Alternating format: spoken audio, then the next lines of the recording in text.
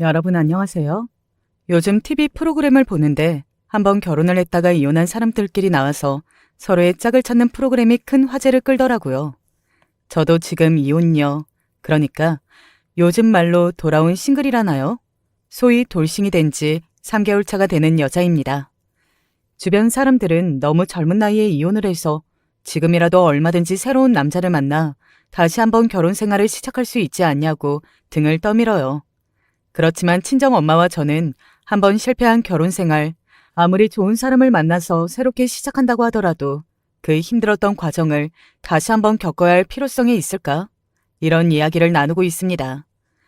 지금은 저도 내 인생의 결혼은 2번 다시 없다라는 마인드예요.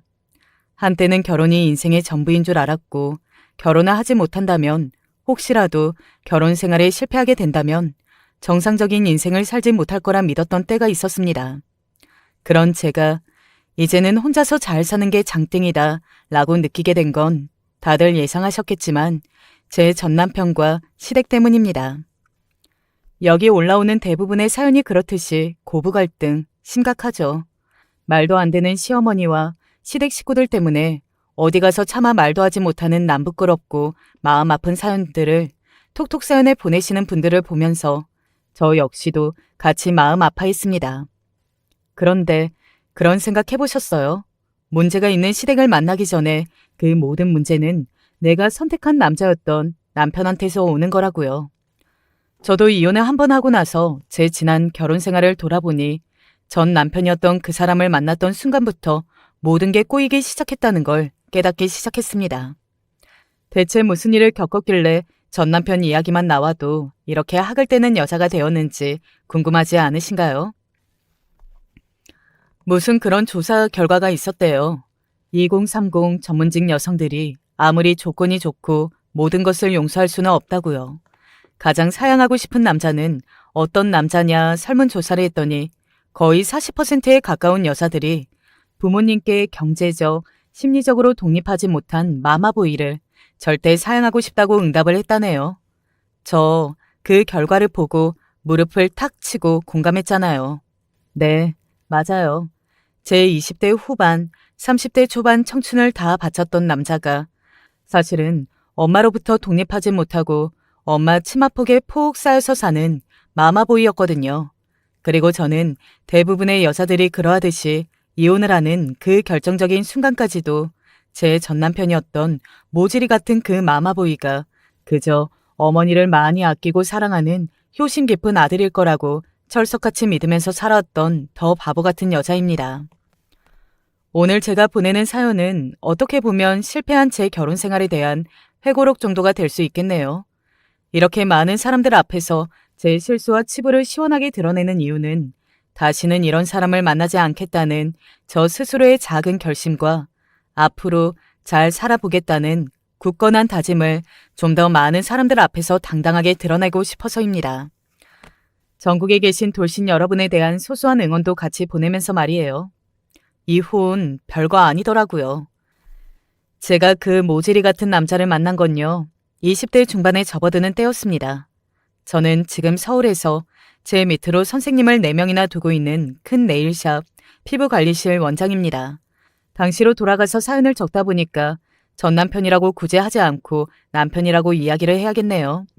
다른 사람들을 보면 보통 소개팅을 하거나 선을 보거나 아니면 일하는 곳에서 접점이 있어 인연을 맺게 되잖아요. 제 경우에는 조금 특이하게 남편을 만나게 됐어요. 제가 네일샵을 하고 있을 당시에 저희 샵에는 자주 오는 나이가 좀 있으신 사모님 한 분이 계셨어요. 가게에 그분이 예약을 하셨다 하면 선생님들끼리 네가 예약을 맡아라, 아니다, 네가 예약을 맡아라 서로 미루느라 바빴어요. 그도 그럴 게 뭐 저희 동네 근처에서 대형 카페라고 계신다고 하는 그분은 카페 매상이 꽤 잘 나오는데도 불구하고 다른 가게에 갈 때마다 진상을 피우시는 걸로 유명하신 분이었거든요. 원장님, 그분 또 예약하셨어요. 선생님들이 지금 서로 안 맞겠다고 난리예요.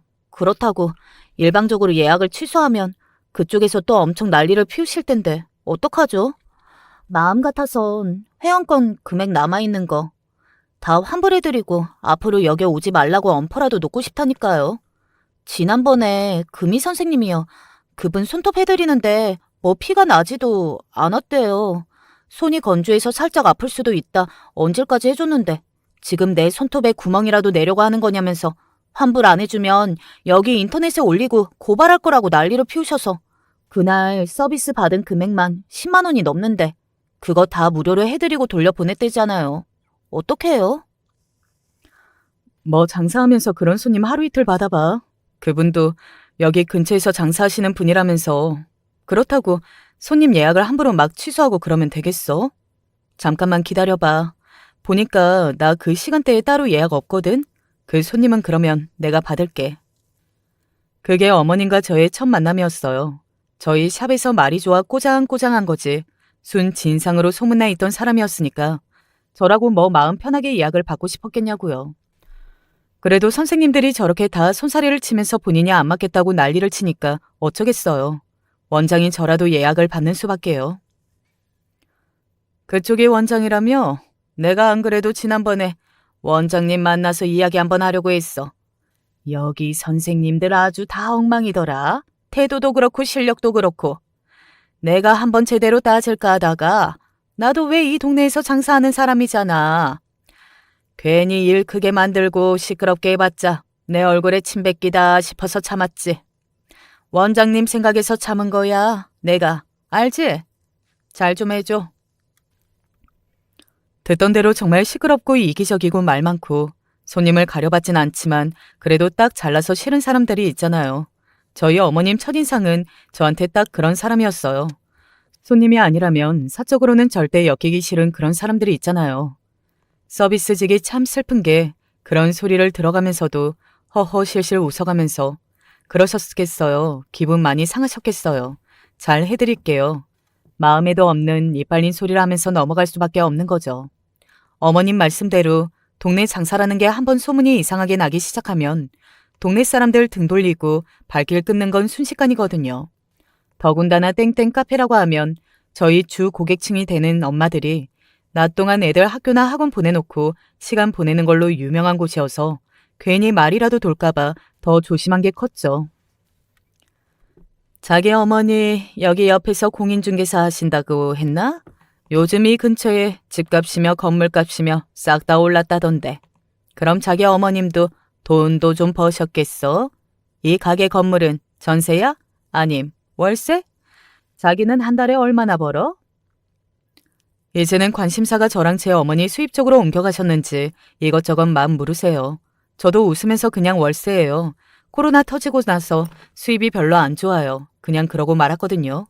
뭐 어디가 돈 잘 번다 이런 소문도 사실 좋은 소식이지만 고깝게 보는 시선들이 더 많잖아요. 괜히 그런 소문 날까 싶어서 그랬죠. 사실 네일샵 건물도 엄마께서 알아봐 주셔서 사주신 건물이었고 코로나라서 사람들이 죄다 마스크 끼고 다니니까 눈만 보이잖아요. 그래서 그때 사실 속눈썹 연장해주는 일이 크게 잘 돼서 매출이 코로나 전보다 훨씬 높았거든요. 그런 이야기는 쏙 빼고 그냥 저도 먹고 사는 게 너무 힘들다. 그렇게 웃으면서 넘어갔죠. 그런데 저한테 네일을 받으시면서도 저희 건물을 한참 기웃기웃 거리시던 어머님이 대뜸 그러시는 거예요. 내 아들이 이번에 박사학위 마치고 저기 대학교에서 연구원 막 시작했거든. 뭐 내가 이쪽 일을 잘하나. 아들 이야기 들어보니까 그 연구원 과정만 마치면 무슨 교수도 될 수도 있고 어쩌고 하던데. 내 아들이라서 하는 소리가 아니라 전도가 아주 유망한 애야.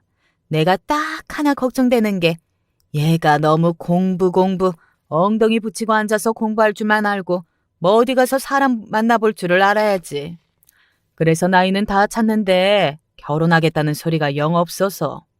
이야기 들어보니까 원장님도 아직 결혼 전이라며. 우리 아들 한번 소개 안 받아볼래? 제가 일하면서 어쩜 이렇게 참하냐, 며느리감이냐, 자기 아들 소개 한번 안 받아볼 거냐, 이런 이야기를 어디 한두 번 들어봤겠냐고요. 아유, 저는 아직 연애 생각 없다. 웃으면서 애둘러 거절했는데 대체 뭐가 마음에 드셨는지는 몰라도 뭐에 탁 꽂히셨나 봐요. 지금 생각하니까 제가 그래도 가게 원장 정도 되고 제 밑으로 일하시는 선생님들도 많으니까 수입이 꽤 짭짤할 거다. 그렇게 생각을 하셨나 봐요. 여튼 그날은 그렇게 잘 애둘러서 거절하고 돌려보냈는데 그 뒤부터 끝도 없는 러브콜이 이어졌어요. 소개를 받을 아들이 직접 오는 것도 아니고, 아니 아들은 이 사실이나 알고 있을까 싶을 정도로 시도 때도 없이 가게에 찾아와서 돈 드는 것도 아닌데 한번 만나나 봐라. 둘이 성격이 딱 잘 맞을 것 같아서 내가 오죽하면 내 아들을 제일 아까워하는 사람인데 이렇게 나서서 중매를 서겠냐. 아주 난리를 치면서 돌아다니셨죠. 차라리 예약이나 하고 찾아오셔서 뭐라도 받고 가시면 저야 돈이나 벌 수 있었겠지만 예약도 안 하고 불쑥불쑥 찾아와서 같이 일하는 다른 선생님들도 스트레스 받아 하는 게 뻔히 보이니까 이런 식으로 소개받아서 결과가 좋지 않다는 걸 뻔히 알면서도 그렇게 억지로 꾸역꾸역 나갔던 소개 자리였어요. 대체 이렇게 유난스러운 어머니 밑에서 자란 사람은 또 어떤 신박한 이상한 인간일까 생각을 했는데 이건 또 무슨 운명의 장난인지 소개 자리에서 나온 남편이 정말 인정하기 싫지만 제가 생각하던 딱 제 이상형에 부합하는 겁니다. 어머니가 어떤 사람인지 제가 봐온 게 있으니까 좋아도 좋다고 대놓고 티는 내지 않았어요. 저희 어머니가 굉장히 귀찮게 하신 걸로 알고 있는데 많이 불편하셨죠? 아무래도 제가 하루하루 나이는 먹어가는데 공부할 생각밖에 없어 보이셔서 어머니도 많이 불안하셨나 봐요. 저도 나중에서야 이야기 들었는데 소개 한번 받으라고 엄청 귀찮게 하신 것 같은데 불편하셨겠어요. 제가 대신 사과드릴게요. 정말 저 어머니 밑에서 나온 자식이 맞나 싶을 정도로 젠틀한 성격에 외모도 꽤 나쁘지 않았고 사람을 배려하는 게 몸에 배어있는 느낌이었어요. 솔직히 엄마 하면서 쫓아다니는 그런 사람은 아닐까 싶었는데 이야기를 하면서 몇 번이나 강조하더라고요. 본인도 본인 어머니랑 성격이 잘 맞지 않아서 자주 의견 충돌이 있다고. 나중에 결혼을 하게 되더라도 남편이 가운데서 얼마나 하느냐에 따라서 고부 갈등 여부가 결정되는 거 아니냐. 말이 아주 청산 뉴스였어요. 저도 결국 그 이야기에 홀린 거지만 말이에요. 그때 당시에는 믿을 수밖에 없었던 게요. 소개팅 자리랍시고 남편이 살아왔던 이야기를 구구절절 늘어놓는데 그게 그렇게 마음이 가더라고요. 제가 홀어머니를 모시고 살거든요. 정확히 말하면 저희 엄마가 절 모시고 산다고 말해야 맞지만요. 어쨌든 남편도 같은 처지더라고요. 어렸을 때 아버지가 돌아가셔서 어머니가 혼자 자기를 열심히 키워왔다. 그래서 자기도 뭔가 보답하고 싶은 마음이었는데 그나마 잘할 수 있는 게 공부밖에 없어서 한 분야로 공부만 열심히 하다 보니까 이렇게 연구원까지 됐다고요. 박사과정 졸업하고 대학교에서 연구원을 하고 있다는 말은 사실이더라고요. 물론 어머님이 그렇게 입이 마르고 닳도록 자랑하시는 것처럼 정식 연구원 신분은 아니었어요. 포스트 닥터라고 박사과정이 끝나고 나서 잠시 학교에서 일하는 계약직 연구원? 그런 직업이더라고요. 이게 선자리인가 싶을 정도로 같은 환경에서 자라오면서 겪어온 일들도 비슷하고 나이 또래도 비슷해서 은근히 말이 잘 통하고 마음이 잘 맞는 부분들이 있더라고요. 내 앞에 앉아있는 사람 어머니만 생각하면 어휴, 더 이상 만나고 싶지 않다 하는 생각이었는데 사람이 하도 괜찮으니까 이게 마음이 흔들리는 거예요. 그건 상대방도 마찬가지여서 오늘은 가볍게 인사를 하는 자리만 갖고 다음번에 시간이 맞으면 몇 번 더 만나서 이야기도 해보고 여튼 제대로 만나봤으면 좋겠다 먼저 말을 꺼내길래 저도 좋다고 알겠다고 하고 연락처를 주고받았어요. 솔직히 그때는 잘 되고 싶은 마음이 한 30% 정도라면 아유, 그래도 저렇게 빡센 집안에 시집가는 건 절대 무리다 라는 생각이 한 70% 정도였던 것 같아요. 그 마음이 그대로 쭉 유지가 됐었어야 했는데 이번엔 남편의 적극적인 애정 공세에 그 마음도 와르르 무너지고 말았습니다. 저를 향한 적극적인 애정 공세는 아니었고요. 정확하게 말하면 저희 어머니를 향한 애정 공세 때문이었어요. 처음 본 선자리가 마무리되고 나서 저희는 서로 마음이 잘 맞고 이야기가 잘 통하니까 일이 끝나면 집 앞 호프집에서 맥주를 마시기도 하고 주말에는 근교로 드라이브를 가기도 하면서 그렇게 좋은 사이로 잘 지내왔습니다. 고백은 남편이 먼저 했어요. 둘 다 마음이 같다면 제대로 만나볼 생각이 없냐고요. 저도 흔쾌히 승낙했고 물론 제 딴에는 좋지 않은 시작이었지만 남편의 따뜻한 마음씨 덕분에 저도 온전히 마음을 열고 연인 관계를 받아들일 수 있었습니다. 제가 결정적으로 이 남자와 결혼을 해야겠다고 마음을 먹었던 건요. 아까 말했던 것처럼 저희 엄마를 향한 애정 공세 때문이었어요. 저희 엄마, 아버지를 어렸을 때 일찍 여의고 어머니가 아버지 역할까지 도맡아서 해오셨기 때문에 마음 속상한 일들도 많이 겪으셨을 테지만 저한테 티 한 번 낸 적 없는 강인한 분이셨거든요. 제가 딸인데도 불구하고 성격이 그렇게 살갑지도 못하고 오히려 좀 무뚝뚝한 편이에요. 그런데 그런 저희 엄마가요. 남편을 만나고 나서부터 얼굴이 활짝 핀 거 있죠? 예, 이것 좀 봐라. 박서방이 뭐 일본으로 학술대회인가 뭔가를 다녀왔는데 길거리에 파는 머플러를 보고 내 생각이 났다고. 내가 단 거 좋아한다고 간식도 이만큼이나 사왔다니까. 요즘 세상에 그런 남자가 어딨어, 정말.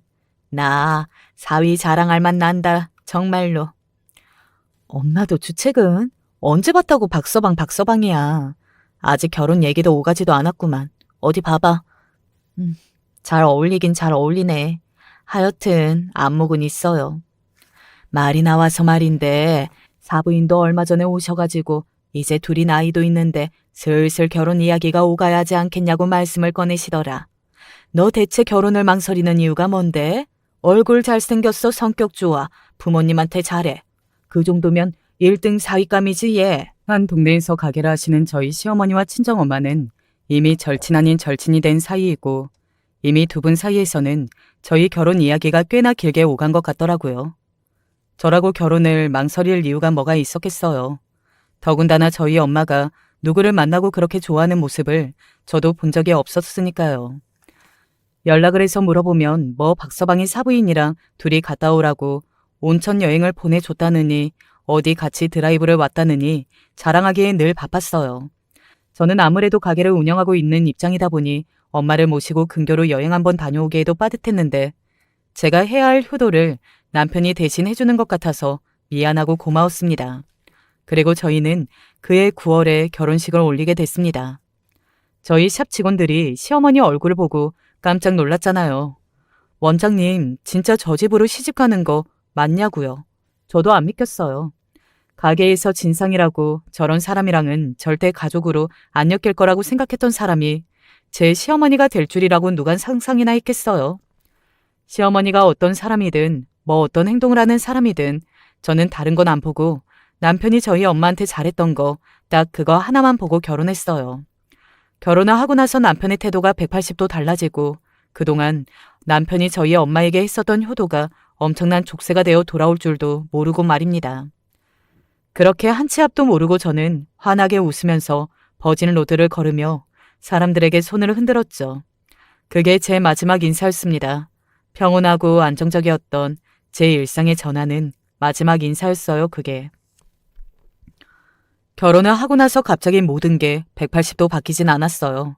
다들 그러시겠지만 늘 혼자 살았던 사람이 둘이 된다는 것, 저 살마의 가족도 내 가족이 된다는 것, 이게 결혼이라는 제도 하나로 순식간에 바뀌는 거잖아요. 당연히 법적으로는 묶여 있는데 심적으로는 확 묶이지 않는 그런 기분이라고 해야 하나요? 이걸 또 말로 설명하려니까 복잡하네요. 어쨌든 저희는 남편이 아직 계약직 연구원 신분이었기 때문에 신혼부부 특례로 대출을 받으려니 이율도 원하는 만큼 나오지 않고 해서 결혼식만 올리고 혼인신고는 당분간 좀 미뤄두자 그렇게 약속을 한 상태였어요.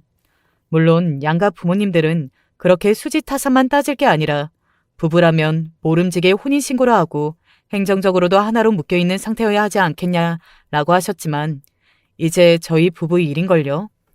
남편의 벌이에 비하면 제 벌이가 월등하게 높았고 신혼집에서 혼수까지 소극적으로 대처하는 남편의 태도 때문에 거의 모든 것들을 제가 해왔던 것 같네요.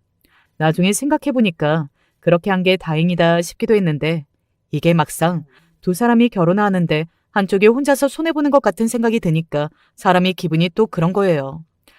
그렇게 결혼을 하면서 모자랄 것 없이 해온 상황인데 시댁에서 싫은 소리를 한 번씩 들으면 또 제 자존심을 얼마나 상했겠어요.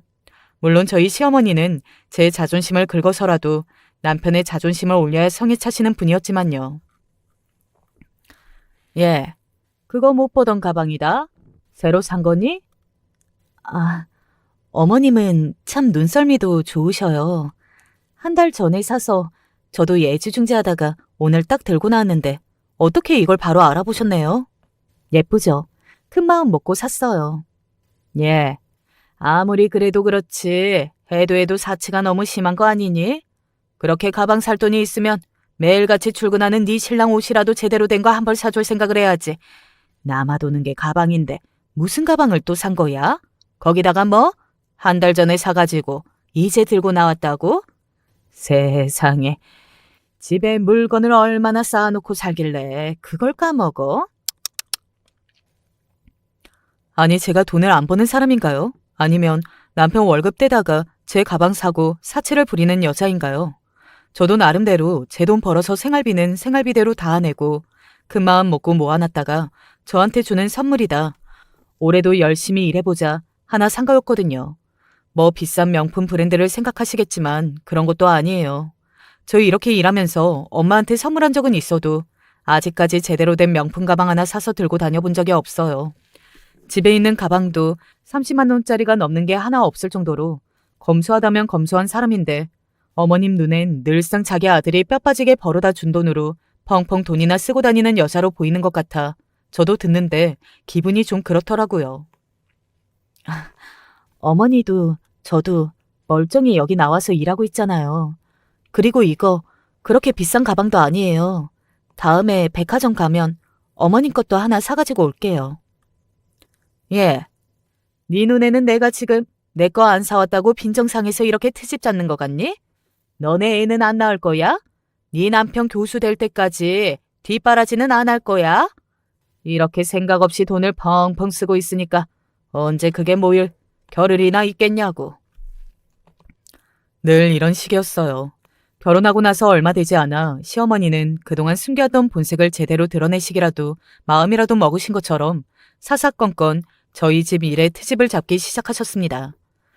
마치 저희 가게에 진상 손님으로 처음 오셨던 그때 그 순간으로 돌아간 것 같았죠. 그래도 남편이 있으니까 다행이지 않았냐고요. 제가 사기 결혼이라고 생각했던 부분이 정확히 딱 그 부분이에요. 결혼만 하면 중간에서 제대로 된 중재자 역할을 해준다고 떵떵거리면서 이야기했던 남편 역시 결혼을 하자마자 세상에 어디 나라에서 효잡이라도 세워줘야 될 정도로 말끝마다 엄마 엄마 소리를 달고 사는 거예요. 제대로 속았구나 싶었죠. 여보, 오늘 낮에 어머니 만났어? 대체 어머니한테 무슨 소리를 했길래 기분이 팍 상하셔서는 나한테 전화해서 하소연을 하시더라. 시어머니가 돼서 며느리한테 애정어린 조언도 못하냐고.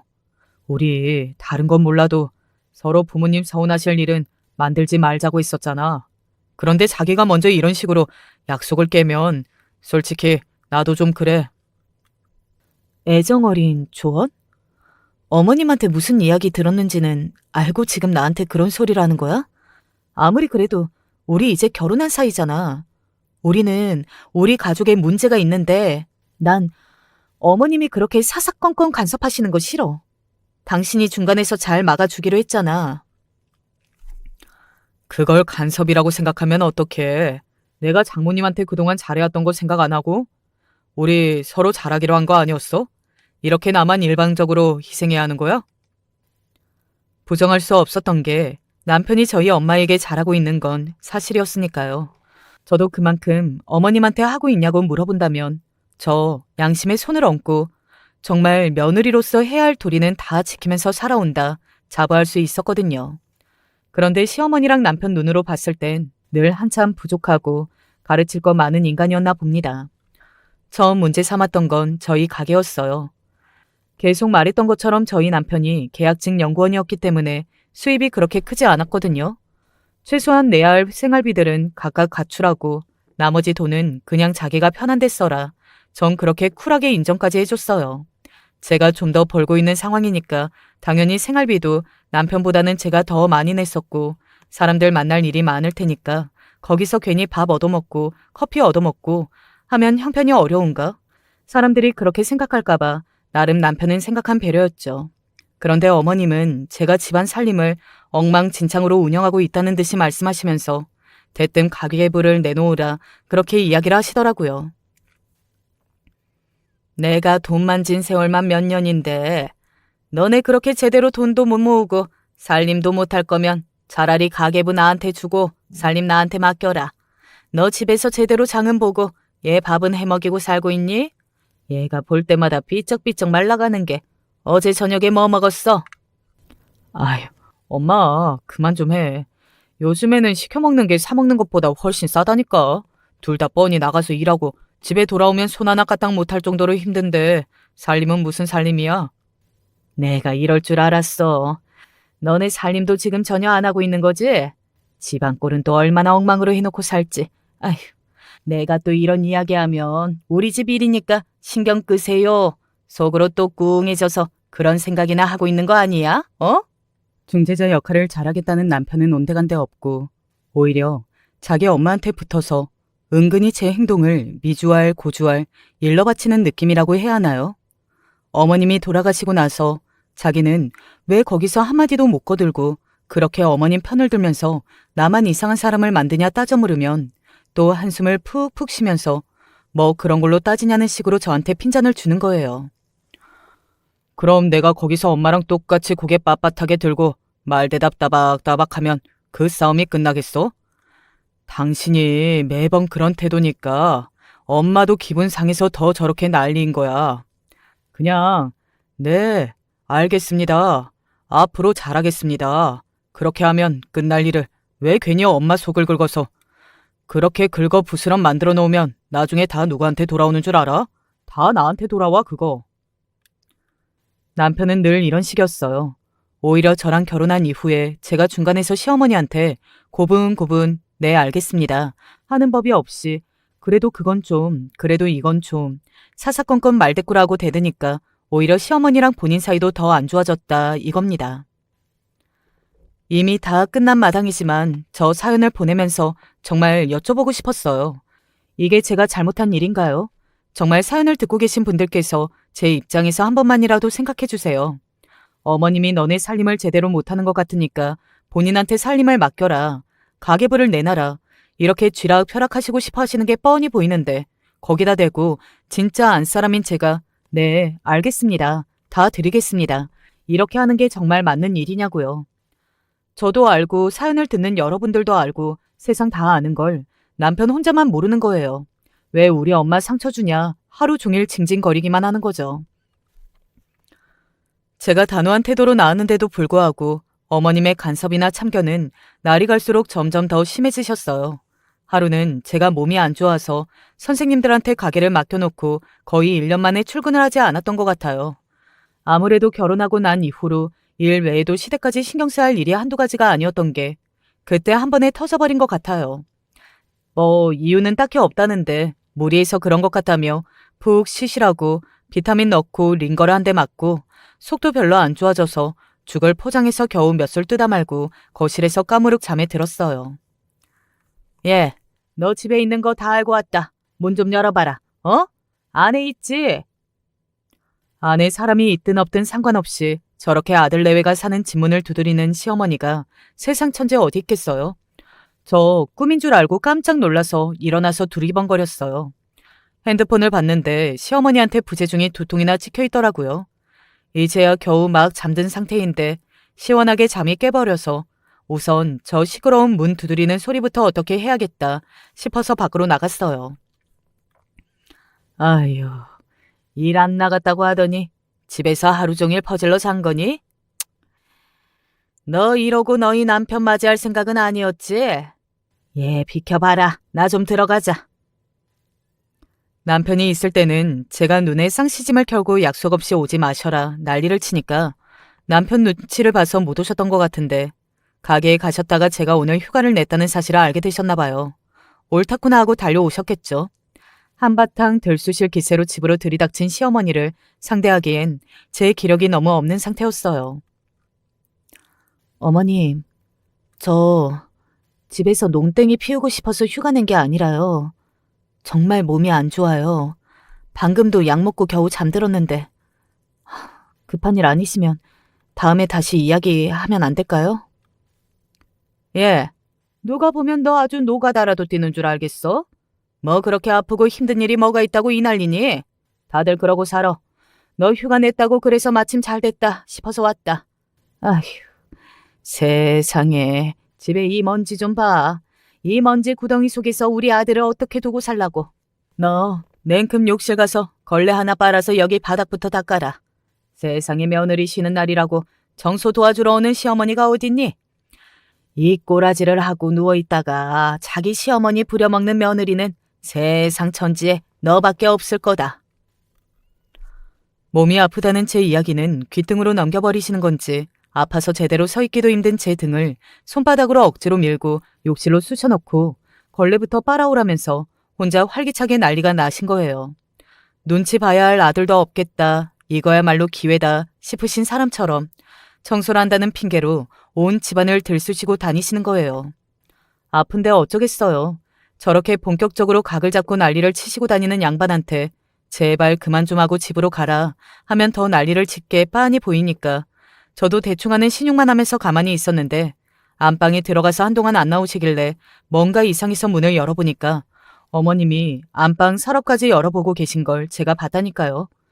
대체 뭘 하시던 건지 저랑 눈이 마주치고는 화들짝 놀라세요. 어머님, 여기서 뭐 하세요? 안방은 저희 공간이니까 제가 나중에 따로 청소할게요. 예.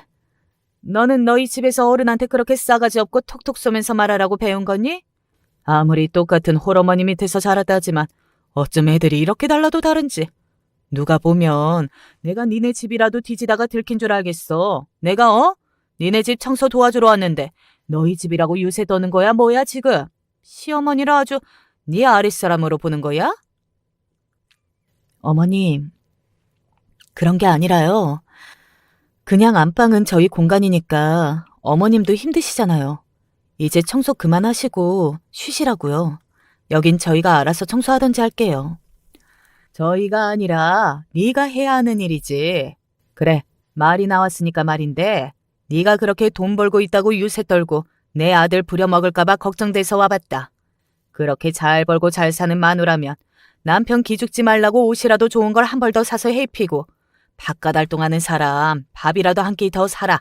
용돈이라도 챙겨주고. 그러진 못할 망정 그렇게 하루 종일 뼈 빠지게 일을 하고 돌아온 사람 일까지 시켜야 속이 시원한 거야? 진짜 어머님이고 뭐고 붙잡고 그럼 나한테 뭐 어쩌라는 거냐며 소리라도 지르고 싶은 심정이었어요. 그때쯤에서 시댁에 대한 제 스트레스가 극에 달해 있었던 것 같아요. 남편이랍시고 뭐 남편 역할을 제대로 해주지도 않은 허수아비 같은 인간과 같이 살면서 같이 살지도 않은 시어머니의 시집살이를 견뎌내는 게 쉽지가 않았어요. 그날도 이미 어머님한테 고자질 아닌 고자질을 다 듣고 돌아온 남편이 저를 붙잡고 타박하는데 저도 모르게 눈이 까디집고 남편한테 소리를 고래고래 질렀다니까요. 우리 엄마랑 잘 좀 지내보라고 하는 게 그렇게 어려워? 난 장모님이랑 잘했잖아. 엄마가 우리 바빠서 청소도 제대로 못하고 살까봐 걱정돼서 기껏 도와주러 오셨다는데 문전박대가 낫겠다 싶을 정도로 야박하게 굴었다면서 대체 왜 그러는 거야? 그놈의 우리 엄마. 그렇게 엄마 치마폭에 싸져서 살고 싶으면 대체 결혼은 왜 한 거야? 내가 오늘 하루 종일 아파서 링거 맞고 누워있었다는 이야기를 방금 했는데 그건 귀에 들리지도 않니? 아파서 누워있다가 꾸역꾸역 같이 청소를 한 내 잘못인 거야? 아파서 휴가를 냈다는 며느리를 굳이 찾아와서 같이 청소를 시키는 어머님은 좋은 마음으로 그런 건데 또 나쁜 인간인 내가 못되게 굴어서 당하신 거고. 네 눈엔 그렇게 보이니? 소리를 버럭버럭 지르는 제 모습을 보더니 남편도 당황했나 봐요. 당신이 몸이 안 좋아서 요즘 많이 예민해진 것 같다면서 자기도 엄마 말만 듣고 그런 거라고 그렇게 화낼 일은 아니라고 저를 달래기 시작하더라고요. 진짜 스트레스가 극에 달해있고 결혼을 물을 수만 있다면 무르고 싶은 마음이었어요. 물론 제 생각만 하면 당장이라도 남편 멱살 잡고 혼인신고도 안 한 마당에 우리 갈라서자 이렇게 질러버리고 싶은 게 목구멍까지 맨날 올라왔는데요.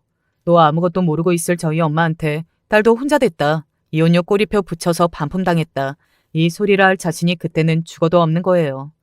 그런 마음으로 미련하게 꾸역꾸역 버티고 있었죠.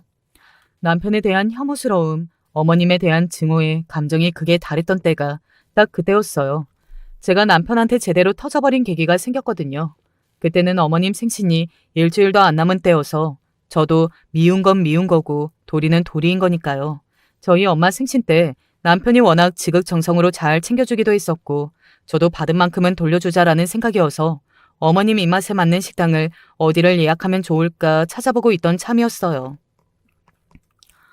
어머님은 아무래도 해산물보다는 고기를 더 좋아하시지? 생일상을 직접 차려드리긴 힘들 것 같고, 아무리 그래도 생신인데 제대로 대접은 해야겠다 싶어서 우리 자주 가는 소고기집에 룸 따로 잡아서 예약하려고 하는데 당신 생각은 어때? 그러자 남편이 바로 대답을 못하고 또 우물쭈물하는 겁니다. 이것도 분명히 둘이서 뭐가 있구나 싶어가지고 남편을 캐물었죠. 뭐 내 생일상은 받기도 싫다고 하시냐, 아니면 당신 통해서 뭐 갖고 싶은 게 있으시다거나 현금을 받으면 좋겠다거나 그런 이야기라도 전하셨냐. 전할 말이 있으면 그렇게 우물쭈물하면서 사람 열받게 하지 말고 빨리 이야기하라고요. 그런데 남편 입에서 이어지는 이야기는 사연으로 적기도 너무 충격적이고 민망해서 말이 안 나옵니다. 무슨 이야기였냐고요? 어머니 생일 식사 자리는 따로 안 준비해도 될 것 같아. 뭐 자기가 준비하는 생일상을 안 받고 싶다 이런 건 아니고, 어머니가 항상 생일은 나랑 둘이서 보내시는 게 습관이 되셔서 이번에도 그렇대. 둘이서 조용히 보냈으면 좋겠다 먼저 이야기를 하시더라고. 어머니 생신이잖아. 어머니 하고 싶은 대로 하는 게 좋지 않겠어? 그래서 말인데, 이번 어머니 생신 때 어머니 모시고 여기 가까운 호텔에 호캉스라도 한번 갔다 오려고 하는데 당신이 그 호텔 좀 알아봐 줄 수 있을까? 엄마가 하도 호캉스 노래를 부르길래 그게 좋겠다 싶어서. 지금 그러니까 저한테 하는 이야기가 그거예요. 어머니 말로는 아들이랑 둘이 오붓하게 시간을 보내고 싶으니 며느리는 우리 둘 사이에 낄 생각하지 말고 우리 둘이서 오붓하게 시간 보낼 수 있는 호텔이나 예약해달라. 네 돈으로. 그 이야기를 하시는 거잖아요. 이쯤 되니까 내가 여자 있는 남자랑 결혼했어도 이런 취급은 안 받고 살겠구나 싶더라고요. 그러니까 지금 생일날 나만 쏙 빼고 둘이서 오붓하게 시간 보내고 싶으니까 난 빠져달라 이 이야기네? 아니, 화 안 났어. 이제 더 이상 둘이서 그렇게 짝짝꿍하고 계시는데 뭘 보태고 화내고 할 기운도 없고 그럴 가치도 없는 것 같다. 호텔 예약해 줄 테니까 어머님 모시고 오붓한 시간을 보내고 오든 다정한 시간을 보내고 오든 마음대로 해. 보통 그 정도까지 이야기를 하면 눈치껏 어머니를 설득해서 세 명이서 같이 가던지 뭐 셋이서 식사만 조용히 하고 파한다던지 설득해서 그러는 게 맞지 않나요? 남편은 제 말을 정말 고지고대로 들었는지 역시 우리 생각해주는 건 자기밖에 없다면서 신이 나서는 어머님한테 전화해서 엄마 며느리가 보내준대 걱정 마 같이 안 갈 거야. 제 앞에서 그렇게 주절거리더라고요. 저렇게 엄마 없이는 아무것도 할 수 없는 남자라면 엄마한테 반품 시키는 게 도리 아닐까? 저도 그렇게 생각했어요. 남편이랑 어머님이 예정대로 호캉스를 떠나고 저는 침대에 누워서 한참을 울다가 친정엄마한테 찾아갔어요. 오밤중에 누가 봐도 운 것 같은 얼굴로 친정엄마를 찾아온 딸이 얼마나 걱정스러우셨겠어요. 저도 엄마가 걱정할 일인 걸 뻔히 알면서도 이대로 살다간 내가 제명에 못 살겠구나 그런 심정으로 나름대로 엄마한테 고자질 아닌 고자질을 해보고자 찾아간 거였죠. 엄마, 나 이혼하고 싶어. 이대로는 못 살겠어. 시어머니랑 남편 사이에 껴서 꼭 첩살이하고 있는 기분이야. 엄마는 깜짝 놀라시면서 제 이야기를 천천히 들으셨죠. 원래 남자들이 그렇게 바보 같은 구석이 있다. 박서방이 그렇게 바보 같은 면이 있어도 또 바보같이 엄마한테도 잘하지 않냐. 원래 남자는 다 애 같아서 네가 잘 어르고 달래고 그러면서 사는 거다. 저를 위로하셨죠. 저도 엄마한테 괜히 생떼를 쓴 것 같은 기분에 미안해져서 너무 걱정 말라면서 돌아왔어요. 그렇게 호캉스를 마치고 돌아온 남편은 아무래도 저희 엄마한테 한 소리를 들은 게 분명한 눈치였습니다. 제 눈치를 슬슬 보면서 최대한 제 심기를 거스르지 않으려는 사람처럼 행동하더라고요. 제 눈에는 신경을 쓰고 있는 그 모습이 더 꼴보기 싫은 거 있죠. 남편이 밥을 먹는 게 아니라 처먹는 걸로 보이기 시작하면 이미 그 관계는 끝난 거라고 하더니 딱 맞더군요. 자기 요즘 얼굴이 말이 아니다. 내가 신경을 많이 못 써준 것 같아서 미안하네. 그래도 부모님은 부모님이고 당신은 당신이잖아. 부모님이 이제 사셔봤자 얼마나 더 사시겠어. 살아계실 때라도 잘하자. 그런 마음에서 나는 그랬던 거지. 자, 우리 엄마 때문에 고생이 많았지. 당신 마음 편하게 피부과라도 좀 다녀오라고. 어느 날 저녁을 먹는데 남편이 밥을 먹다가 카드를 쓱 내밀더라고요. 제가 이게 무슨 카드냐 그러니까 자기랑 자기 엄마 때문에 너무 고생한 것 같다면서 피부과라도 다녀오랍니다. 사실 그때 제가 말을 못해서 그렇지 진짜 얼굴 상태가 말이 아니었거든요.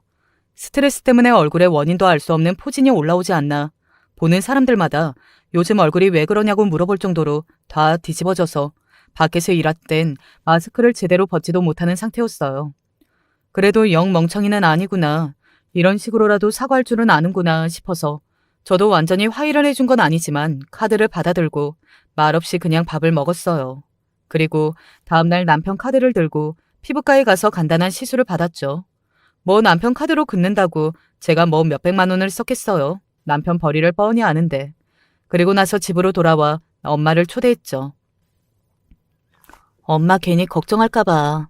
나 오늘 박서방이 카드 주면서 피부과 다녀오라고 해서 피부과도 다녀왔어. 얼굴에 포진 올라오고 한 건 몇 주 연고만 잘 발라주면 금방 나을 거라고 하시더라. 내가 너무 엄마 속 뒤집은 것 같아서 걱정돼서 불렀지. 거봐, 엄마가 뭘 했어. 부부싸움 그거 다 칼로 물베기다. 5개가 괜찮고 3개가 모자란 사람이면 괜찮은 5개 보고 살아야지. 모자란 3개 보고 살면 그걸 어떻게 살아? 절대 못 살아. 아휴, 근데 엄마 뭐 아까 먹은 게 잘못됐나? 속이 왜 이렇게 부글부글 끓나 모르겠네. 잠깐 화장실 좀 쓴다. 이야기하다 말고 엄마가 갑자기 배가 아프시다고 해서 얼른 편하게 일 보시라고 안방 화장실을 안내해드렸는데 그때 문제의 그 사건이 터지게 됩니다. 엄마와 오붓하게 티타임을 보내고 있는데 어디선가 어렴풋이 남편이랑 시어머니 목소리가 들리면서 도어락이 신경질적으로 열리는 소리가 나더라고요.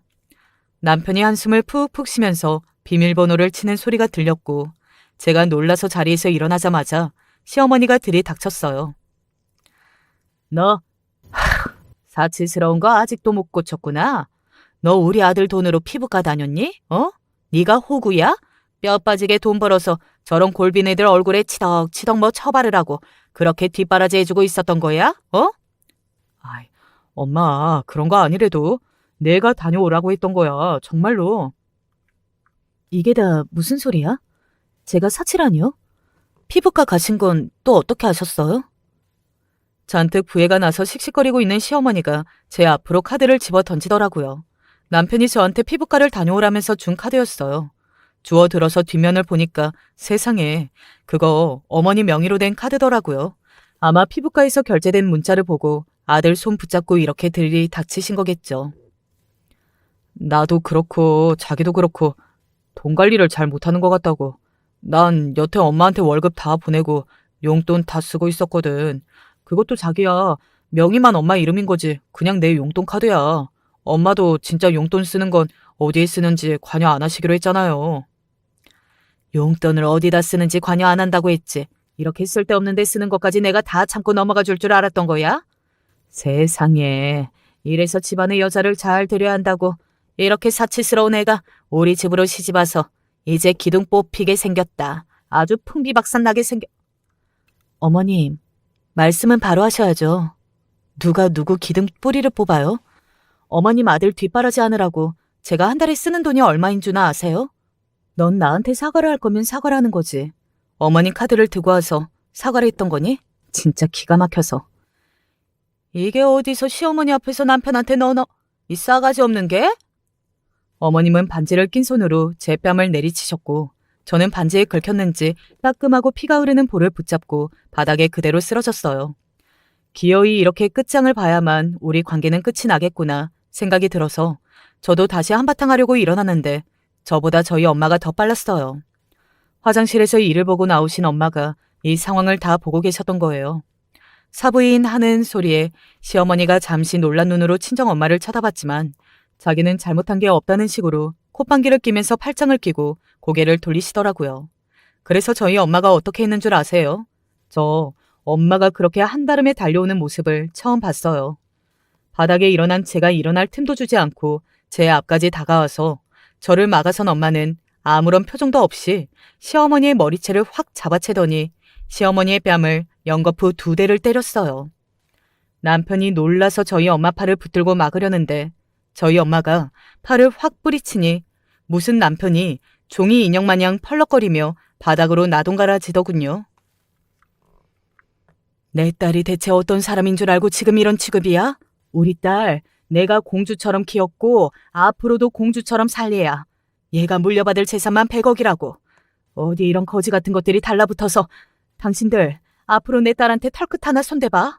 내가 오늘은 2배로 갚아주고 끝났지만 다음엔 2배로 안 끝날 거니까. 뭐가 됐든지 10배, 20배로 돌려줄 거야. 알겠어? 아휴, 이런 등신 같은 것도 사위라고 좋다고 업고 다닐 기세였으니. 뭐? 100억?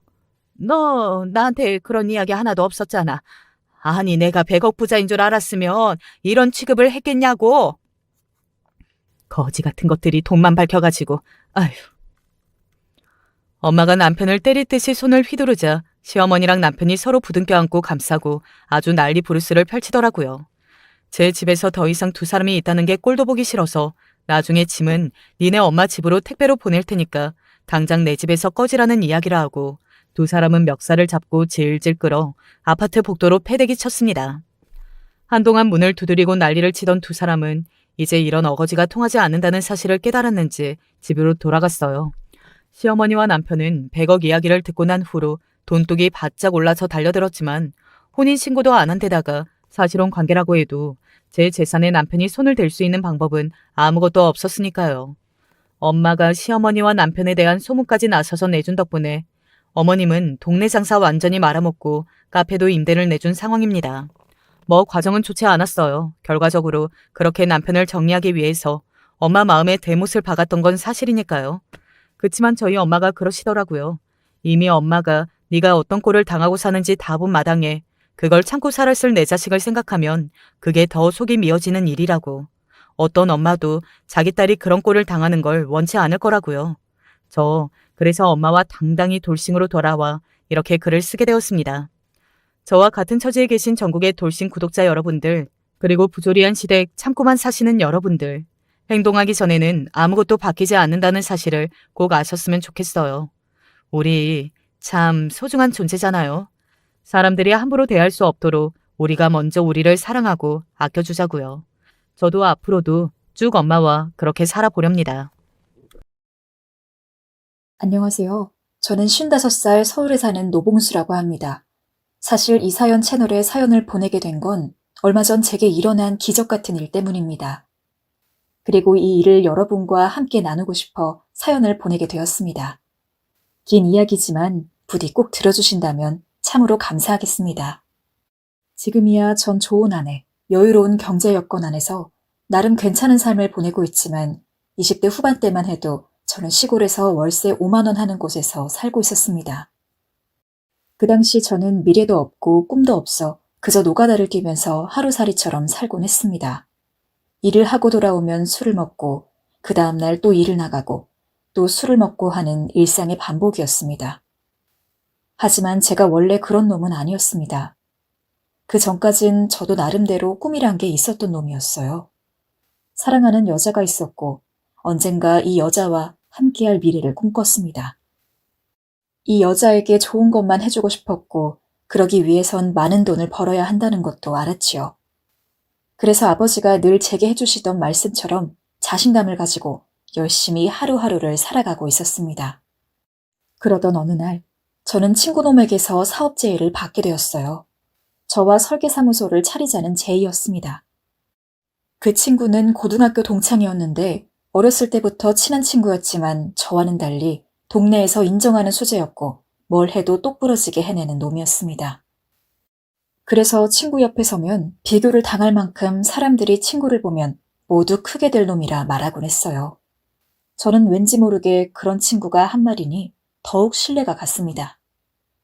그리고 가슴이 울렁거리면서 문득 기회라는 생각이 들었습니다. 제가 사랑했던 여자는 지금 회사도 안정적인데 굳이 그런 모험을 해야 하냐고 저를 말렸지만 저는 욕심이 앞서 제 의견을 강하게 밀어붙였습니다. 만약 이 사업이 성공하면 강남의 좋은 아파트에서 너와 신혼집을 꾸릴 수 있을 거라고 내가 보란듯이 보여주겠다고요. 그러자 미정인 확신 어린 제 말에 뭐라 하지 못했고 결국 제 선택을 믿어주었습니다. 그리고 전 속전속결로 대출까지 해가며 친구와 사무소를 차리기 시작했습니다. 하지만 인생이 내게 이래도 될까 싶을 정도로 결과는 참혹하고 잔혹했습니다. 친구와 차린 사무소는 6개월이 되지 않아 쫄딱 망했고 심지어 절친했던 선배에게 사기까지 당해 빚을 지게 되었습니다. 믿었던 친구는 무책임하게 나 몰라라 잠수를 타버렸고요. 전 빚쟁이들에게 하루에도 수없이 머리를 조아리고 조금만 기다려달라 구걸했습니다.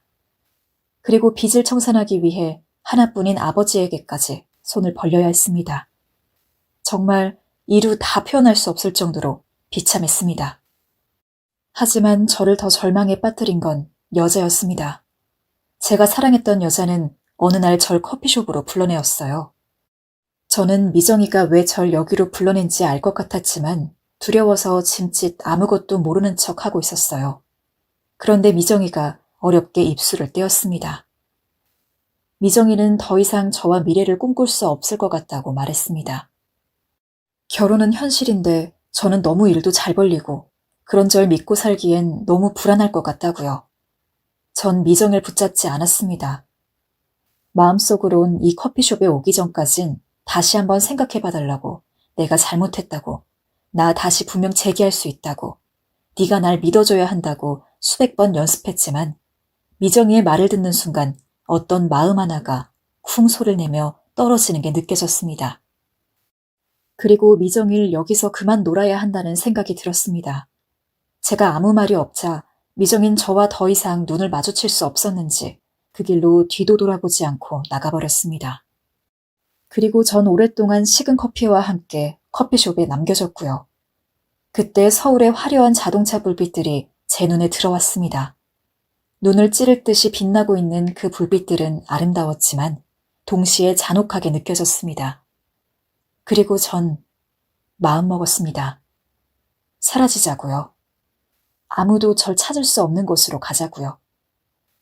이 지긋지긋한 서울을 떠나 화려한 도심을 떠나 그냥 하루살이처럼 살 수 있는 곳으로 가자고요. 그래서 전 그 길로 뭐에 홀린 듯이 짐을 챙겼고 현금만 챙겨선 월세가 싼 방을 찾아 무작정 시골로 내려왔습니다.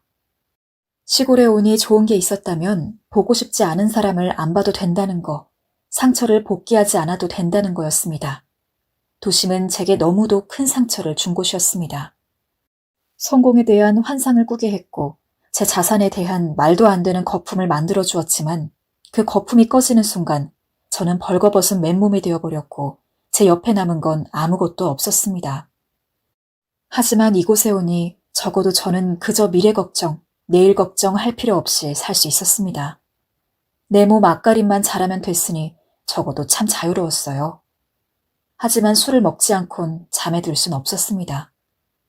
그러던 어느 날 제 인생을 통째로 바꾼 한 소년을 만나게 되었습니다. 햇빛이 쨍하게 빛나는 아주 무더운 여름날이었지요. 갑자기 작은 공 하나가 저희 집으로 굴러들어왔습니다. 뭔가 싶어 제가 공을 집었고 위를 본 순간 꼬마애 하나가 절 올려다보고 있었습니다. 꼬마애는 제게 공을 달라며 손을 내밀었어요. 이 아이는 어디 개똥밭에서 구르고 온 모양인지 몸에선 이상한 똥냄새가 났고 손엔 더러운 흙이 잔뜩 묻어 있었습니다. 저는 지나가다 몇 번 보았기에 단번에 이 아이가 옆집 할머니와 같이 사는 손자라는 걸 알아보았습니다. 옆집 할머니는 월세방에 살면서 힘든 일을 하는 제 처지가 안타까웠는지 자는 방 제 문을 두드려 김치를 놓고 가고 밥도 해주시는 아주 좋은 분이었습니다. 시골에서 만난 분 중에 유일하게 저를 챙겨주시는 분이었지요. 지훈아, 들어와라. 그때 할머니의 목소리가 들렸고 저는 가보라며 꼬맹이의 등을 떠밀었습니다. 꼬맹이는 가는 걸음도 씩씩했습니다. 꼬맹이와는 그 후에도 계속해서 만나게 되었습니다. 노가다를 뛰기 위해 잠시 밖에 나와 신발끈을 고쳐 묶을 때도, 술병을 들고 집에 돌아왔을 때도 어느 길목에서든 꼬맹이를 마주치곤 했습니다. 신기하게도 꼬맹이는 늘 제 사정거리 안에 있었습니다. 또 이 꼬맹이에겐 독특한 점이 하나 있었는데 바로 스님도 못할 것 같은 부동의 자세로 몇 시간 동안 대문을 보는 거였습니다. 너 왜 자꾸 대문만 바라보고 있어? 거기 뭐 먹을 거라도 숨겨놨냐? 엄마를 기다려요. 엄마? 엄마라는 말에 저는 잠시 놀랐습니다. 예전에 할머니가 김치를 갖다 주면서 하는 말이 생각났기 때문이었습니다. 엄마 없는 손자를 기르고 있다고 하셨던 말이었죠. 저는 잠시 당황하다 알았다고 한 뒤 나중에 할머니 집에 다 먹은 죽그릇을 들고 방문했을 때 슬그머니 물어보았어요. 할머니 손자 지훈이 엄마가 여기 와요? 그러자 할머니의 미간이 확 좁혀지면서 할머니는 거침없는 욕을 내뱉었습니다. 내 자식 죽자 해버리고 간 년이야. 입에 담지도 말어. 지훈이한텐 말할 수가 없어서 냅둔 거니까. 그때 마침 엄마를 기다린다고 하며 마루에 앉아있는 지훈이의 뒷모습과 할머니의 노쇠한 어깨가 눈에 들어왔습니다. 엄마가 오지 않을 줄도 모르고 엄마를 기다리는 손자와 그런 손자를 안타까운 마음으로 보는 할머니의 모습이 어쩐지 조금 처량하게 느껴졌습니다. 그저는 할머니의 주의를 돌리기 위해 마당에 가득 쌓인 폐지를 가리켰어요. 근데 할머니, 이거 뭐예요? 어제 주운 폐지들이야. 고물상에 갖다 줘야 해. 어제 이걸 다 주우셨어요? 할머니가 주운 폐지 양은 꽤 상당했습니다. 저걸 줍기 위해 한여름에도 하루 종일 리어카를 끌고 다니셨을 게 분명했습니다. 저걸 보자 저도 모르게 한숨이 새어나왔습니다. 할머니, 내일은 저 일 쉬는 날이니까 제가 갈게요. 하지만 제 제안에 할머니는 예상대로 단칼에 거절했습니다. 됐어. 일 쉬면 쉬어야지. 못하러 와. 그러나 저는 할머니의 만류에도 불구하고 다음날 할머니 집으로 가 리어카를 끌고 나왔습니다. 그런데 갑자기 꼬맹이가 나와 자기도 같이 가게 해달라고 조르는 거였습니다. 너는 이 일 힘들어서 못해, 자식아. 집에서 할머니 도와주고 있어. 싫어요. 저도 할래요. 할 수 있어요. 녀석은 온순한 얼굴과는 달리 고집이 만만치 않았습니다. 계속 할 수 있다고 데려가 달라고 떼를 쓰는데 나중엔 제 바짓가랑이까지 붙잡을 기세였습니다. 결국 저는 알겠다며 고개를 끄덕였고 녀석은 제 허락에 곧바로 신이나 종알거리며 걷기 시작했습니다. 폐지 줍는 건 생각보다 쉽지 않았습니다. 노가다판에서 매일 구르는 저한테도 허리를 굽혀 폐지를 줍고 끈으로 묶고 있자니 땀이 비 오듯 주룩주룩 흘렀죠. 근데 이런 일은 칠순이 된 할머니가 매일 이 일을 하고 있었다고 생각하니 마음이 좋지 않아졌습니다. 하지만 녀석은 씩씩해 보였습니다. 녀석은 폐지 줍는 게 마치 봄 소풍이라도 나온 일이라도 되는 것처럼 콧노래를 흥얼거렸고 폐지도 씩씩하게 주워나갔습니다. 그리고 하나도 힘들지 않다는 말을 반복했어요. 녀석은 자기가 이제 할머니 대신 이 일을 할 거라며 포부를 말하기도 했습니다. 전 녀석이 다치진 않을까 조마조마하며 같이 일을 시작했지만 지훈인 똑부러지게 폐지 줍는 장소도 알았고 저보다 끈도 잘 묶었습니다. 그런 녀석 덕분인지 시간이 지나자 처음에 힘듦이 사라졌고 웃음이 많아졌습니다. 돌아오는 길에 녀석은 어느새 제 리어카에 올라타고 있었고 저는 녀석의 무게로 더 무거워진 리어카를 끌면서 녀석의 머리를 쓱쓱 쓸어주고 있었죠. 그때 전 지훈이와 처음으로 아주 많이 함께 웃었고 친해졌습니다. 집으로 돌아가니 할머니는 피곤한 몸을 이끌고 저희를 마중 나와 있었습니다. 전 할머니가 꽤 오래전부터 나와 있었을 것 같아 뭐하러 나왔냐 구박 아닌 구박을 했지만 할머니는 걱정스런 얼굴로 절 바라보며 제 얼굴에 흐른 땀을 손으로 훔쳐주었습니다. 힘들었지? 순간 그 다정함에 저는 잠시 멈칫했고 멋쩍은 마음에 전혀 안 힘들었다며 내 나이가 몇 개인데 이게 힘들겠냐고 강한 척을 하면서 지훈이 리어카에서 내려줬습니다. 그때였습니다. 할머니께서 땀으로 범벅된 제 옷자락을 붙잡으며 말했습니다. 삼촌, 우리 집에서 뭐 먹고 가. 지훈이가 저를 뜬금없이 갑자기 삼촌이라 불렀고 저는 당황했지만 지훈이의 손길에 끌려 집 안으로 들어갔습니다. 할머니는 이미 나물 반찬과 고봉밥으로 한 상을 차려놓고 있었습니다. 거부는 했지만 사실 하루 종일 돌아다녀 배가 고라 있었는지 저는 금방 그 한 그릇을 뚝딱 해치웠습니다. 옆에서 지훈이도 힘들긴 했는지 한 그릇을 먹곤 또 한 그릇을 달라 하더니 이도 닦지 않고 골아 떨어졌습니다. 그리고 지훈이가 잠에 들고 어둠이 내려앉은 밤 시간이 되어서 전 할머니와 깊은 이야기를 나누게 되었습니다. 전 조심스레 할머니가 어떻게 사시는지 물었고 할머니는 허심탄회한 얼굴로 입술을 떼셨습니다. 얘기를 들어보니 할머니는 할아버지가 몇 해 전 세상을 떠난 이후 생활이 더 어려워졌다고 했습니다. 그래서 농사를 짓고 싶어도 힘이 없고 지금은 나라에서 나오는 보조금과 폐지줍기로 생활을 하고 있다고 하셨습니다. 자식들은 명절 때 내려오면 돈 많이 벌어서 다달이 돈을 주겠다고 도움을 주겠다고 했지만 한 번도 약속을 지킨 적이 없다고 했습니다. 어쩌다 한 번 힘겹게 말을 꺼내면 자기들도 살기 힘든데 꼭 보채야겠냐고 화를 냈다고요. 강해 보이셨던 할머니는 그 얘기를 꺼내며 눈물을 지으셨습니다. 그리고 할머니의 눈길은 지훈이에게로 향했습니다. 내가 지훈이를 키워야 하는데 나 아니면 이 어린애가 뭘 먹고 살겠어. 저 가여운 것을 어쩌면 좋아. 그래도 먹여야지. 어떻게든 먹여야 살려야지. 전 그날 할머니의 눈물 속에서 그간 겪었던 손자를 먹이기 위해 고생과 힘듦, 또 노쇠한 몸이기에 아무것도 할 수 없는 자신에 대한 두려움과 고통을 읽을 수 있었습니다.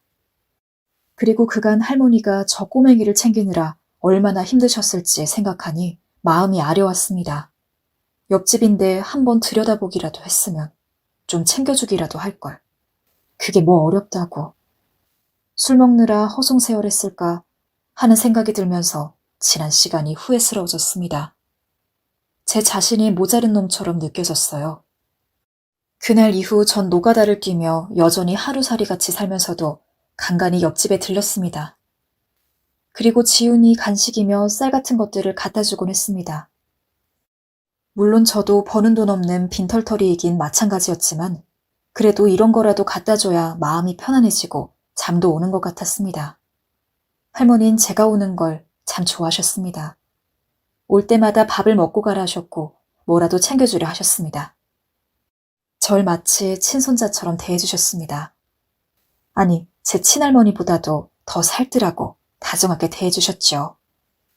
하지만 언젠가부터 녀석은 사춘기에 접어들면서 제가 와도 본체만체 하며 계속 흙구덩이에 그림을 그리거나 그저 대문만 쳐다보곤 했습니다. 제가 그런 녀석에게 다가가 말을 좀 걸어보려 해도 녀석은 연약한 초식동물처럼 쬐깐한 두 눈을 부릅떠 말 걸지 말라는 신호를 보내오곤 했지요. 사춘기가 와서 그런지 경계심이 많아져 있었습니다.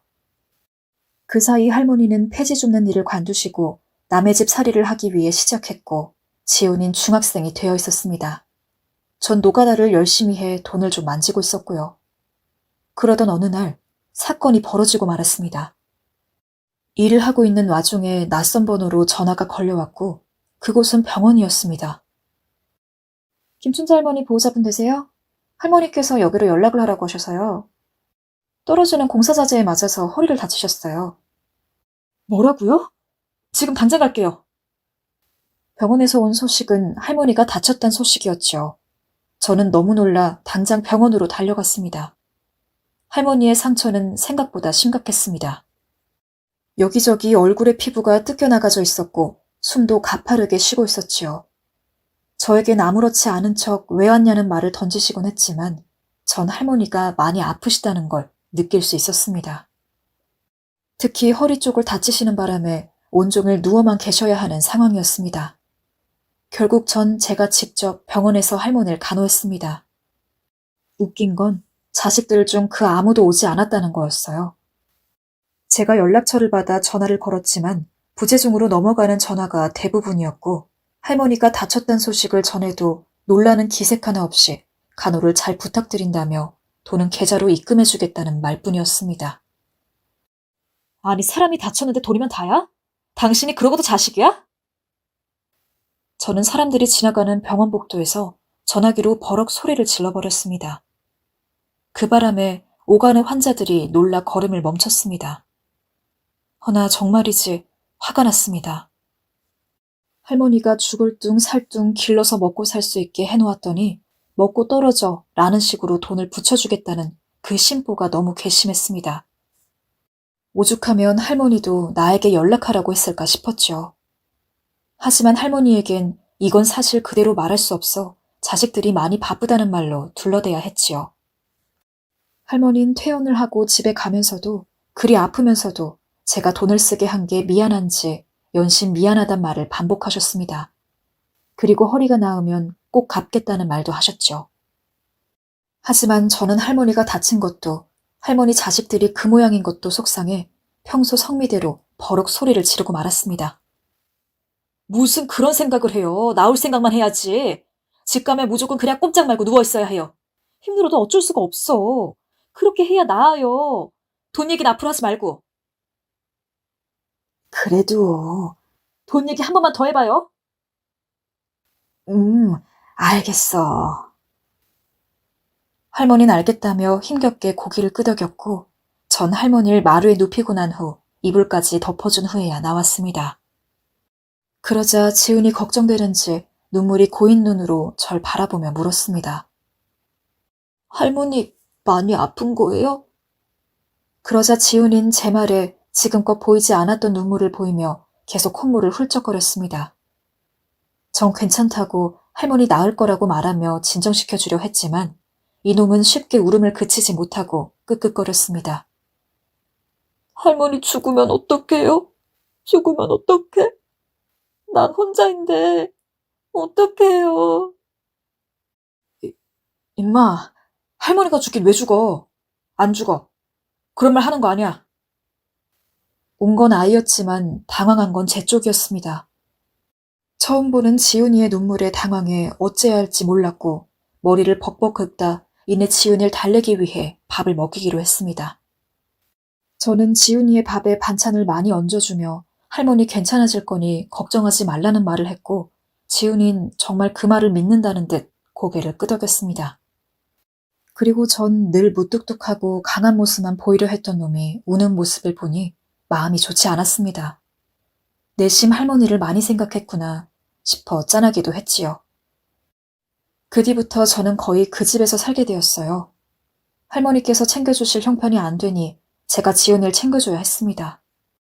사실 밥도 할 줄 모르고 반찬도 할 줄 몰랐지만 곧 예전에 했던 요리를 되짚어가며 계란 프라이도 튀겨보고 볶음밥도 만들어 보았죠. 처음에 제가 만든 요리에 웩하고 맛없다는 표정을 지었다가 이내 적응이 됐는지 잘 먹기 시작했고 저는 내심 아들을 키우는 기분이 들어 뿌듯해졌습니다. 제 밥을 꿀떡꿀떡 잘 삼키고 이젠 제 말을 좀 듣는 것 같은 생각에 기특하기도 했습니다. 하지만 늘 그렇듯 녀석과의 사이는 또다시 하얀 곡선을 타기 시작했습니다. 그건 바로 녀석이 어디서 싸움질을 했는지 얼굴에 잔뜩 상처가 난 채 집에 들어온 날부터였습니다. 야, 너 이모 얼굴이 왜 그래? 지훈을 다그쳤지만 지훈인 말없이 들어가 버렸습니다. 전 심상치 않은 일임을 느끼고 지훈이를 뒤따라가 억지로 옷을 벗겼습니다. 그런데 지훈이 몸엔 피멍 자국이 가득했고 어디 성한 곳이 없었어요. 이건 거의 일방적으로 맞은 수준이었습니다. 갑자기 머리가 어지러워졌습니다. 누가 이런 거야? 신경 꺼요. 말하라니까? 누가 이런 거냐고. 신경 끄라니까요. 하지만 지훈인 방으로 쏙 들어가 방문을 잠가버렸고 할머니는 곧바로 걱정이 되는지 절 불렀습니다. 전 그날 내내 꼬맹이를 어르고 달래 누구한테 맞았는지 캐물으려 했지만 놈은 절대 알려주지 않았고 심지어 시위라도 하는 듯 밥도 먹지 않았죠. 전 녀석이 계속 이렇게 안 먹다 탈이라도 날까 싶어 뭐라도 먹이려 했지만 그럴수록 녀석은 더 반항하듯 먹지 않았습니다. 야! 결국 참다 못한 제가 지훈이에게 소리를 질렀고 지훈인 제 목소리에 겁을 먹었는지 몸을 살짝 떨었습니다. 너 이렇게 계속 밥 안 먹을 거야? 네 할머니 속 썩일 거냐고. 어른이 하는 말이 말 같지가 않아? 그럴 거면 나가서라 이놈아. 하지만 그때 아이의 입에서 생전 처음으로 차가운 물결 같은 목소리가 흘러나왔습니다. 왜 나한테 관심 가져요? 뭐? 아저씨가 아빠예요? 아저씨가 아빠냐고요. 우리 아빠는 죽었어요. 그러니까 신경 쓰지 말고 나한테 관심 갖지도 마세요. 겨우 15밖에 되지 않은 어린애가 너무나 차분한 목소리로 아빠가 죽었다고 말하는 모습에 저는 순간 할 말을 잃었습니다. 그건 마치 어제 밥을 먹었다고 하는 것처럼 아무렇지 않게 하는 말이어서 제가 외려 당황스러워 다음이어야 할 말을 찾아야 했고 그 사이 꼬맹인 쪼르르 집 안으로 들어가 버렸습니다. 그리고 전 마치 링 위에서 무참히 패배한 권투 선수 같은 기분으로 아이의 뒷모습을 바라보아야 했지요.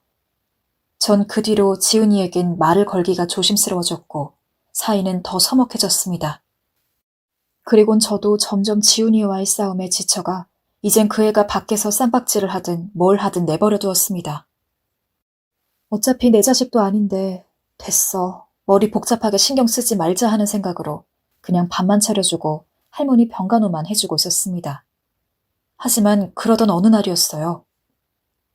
제가 할머니 집에 있었을 때 누군가 집 쪽으로 돌을 던지기 시작했습니다. 짱돌들이었습니다. 그리고 그 돌은 아슬아슬하게 제 머리통을 스쳐 지나가 대구르르 집마당에 떨어졌습니다. 갑작스러운 돌 폭격에 할머니도 놀라 밖을 바라보았죠. 그때 몇몇 아이들이 담장 위로 기어올라 킬킬거리고 있는 게 보였습니다. 이놈들아! 그만 안 둬? 하지만 아이들은 제가 소리를 지르면 지를수록 더 재미있는지 돌을 던져대기 시작했습니다. 그런데 돌을 던져 맞히려는 대상은 제가 아니었습니다. 바로 옆에 있던 지훈이었죠. 지훈이는 이미 알고 있다는 듯 차가운 눈길로 그쪽을 바라보았습니다. 그 순간 돌 하나가 지훈이의 물렁한 배에 푹 꽂혔고 지훈이는 비명을 지르며 옆으로 쓰러졌습니다. 저는 놀라 지훈을 일으켰습니다. 옆으로 넘어지면서 다쳤는지 무릎에선 피가 나오고 있었습니다. 전 이제 정말 머리 꼭대기까지 화가 나 그 애들이 있는 곳으로 달려갔고 그러자 아이들도 담장에서 내려와 도망을 치기 시작했습니다. 그때 전 아이들을 쫓아가며 저 애들이 분명 지훈이를 때린 애들일 거란 생각이 들었습니다. 그래서 더 전속력으로 쫓아가 아이들을 붙잡았고 아이들은 정말 제가 여기까지 따라올 줄 몰랐는지 성이나 화가 난 제 얼굴을 보자 다들 겁먹은 표정을 하며 슬금슬금 뒤로 물러섰습니다. 전 일부러 더 화난 표정을 보이며 곧바로 본론에 들어갔습니다. 너희 지훈이 때린 애들 맞지? 녀석들은 제 말에 쉽사리 대답하지 않았습니다. 하지만 제가 이를 한번 앙 다물자 그제야 제일 겁 많아 보이는 녀석이 입을 열었어요. 죄송해요. 역시나. 저는 퍼즐 조각이 맞춰지는 걸 느끼며 바로 다음 행동으로 들어갔어요. 으름장을 놓은 거였습니다. 다신 지훈을 괴롭히지 못하게 해야 했으니까요. 그렇다고 친구를 때려? 너 이거 내가 니들 부모님한테 말할까? 저희 걔랑 친구 아니에요. 걔 고아잖아요. 고아랑은 친구 안 해요. 맞아요. 녀석들은 지훈이를 고아라고 부르고 있었습니다. 전 지훈이가 학교에서 그런 취급을 당하고 있었던 사실에 충격을 받았고 곧바로 화가 솟구쳤습니다. 가뜩이나 어렸을 땐 대문을 보며 엄마를 기다렸던 녀석인데 전 지훈이 놀리는 녀석들의 머리통을 쥐어박으며 소리쳤습니다. 지훈이 아빠가 없게 왜 없어? 내가 지훈이 아빠인데. 내가 지훈이의 보호자고 아빠야. 그러니까 한 번만 더 지훈을 때리면 내가 니들 부모님한테 다 말할 거다. 알아들었어? 그건 거의 선언이나 다름없었습니다. 그러자 아이들은 제 말에 단단히 겁을 먹었는지 제가 지훈이 아빠란 사실에 반신반의하면서도 뭐라 말하지 못하고 물러섰습니다. 집으로 돌아가니 지훈이는 새우등처럼 몸을 구부리고 방 한 구석 할머니가 있는 옆자리에 누워 잠들어 있었습니다. 전 그런 지훈을 보며 주저앉듯 앉아 한참 녀석의 모습을 바라보았습니다. 녀석은 상처 입은 얼굴로 새근새근 숨을 쉬고 있었고 그 모습은 제가 알던 어렸을 적 지훈이의 모습 같았습니다. 그래서 저도 모르게 저는 지훈이의 머리를 쓰다듬었고 지훈이가 겪었을 고통을 잠시 생각했습니다. 그리고 그 고통은 어느새 저를 유년 시절의 기억의 안개 속으로 데려갔습니다.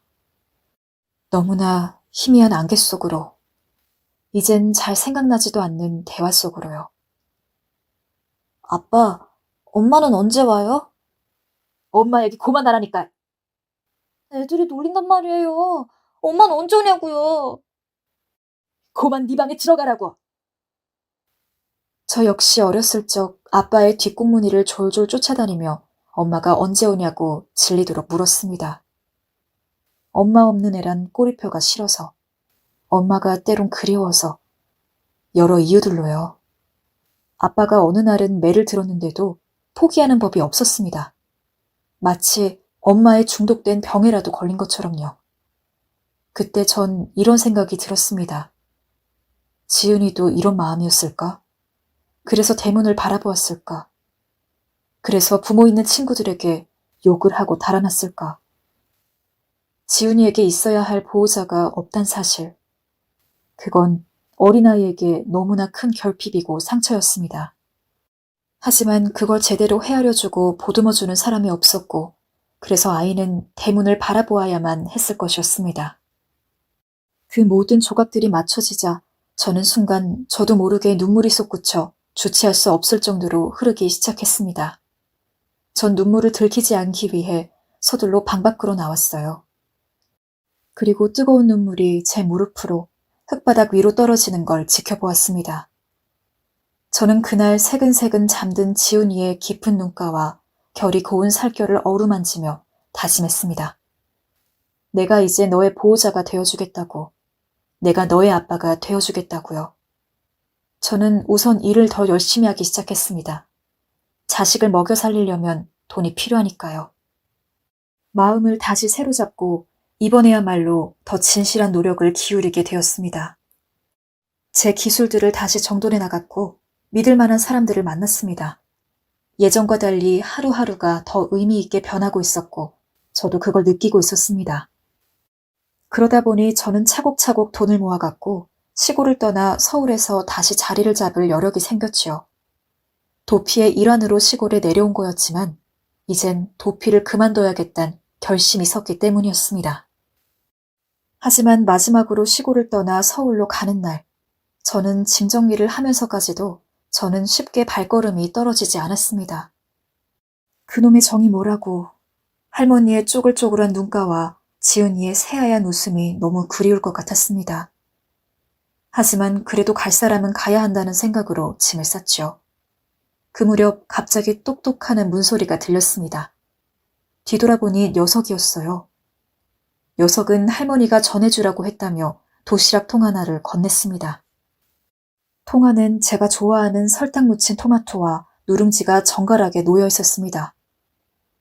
하지만 전 할머니의 칼질과 다른 삐뚤빼뚤하게 잘린 토마토 모양에서 녀석이 직접 만든 거라는 걸 알 수 있었습니다. 전 눈물이 핑 도는 걸 참으며 당당하게 말했습니다. 고맙다. 잘 먹으마. 그런데 녀석은 무슨 할 말이라도 있는 듯 토마토를 주었으면서도 쉽게 가지 않았습니다. 그러더니 잠시 망설이다 아저씨, 이제 안 와요? 하고 물었습니다.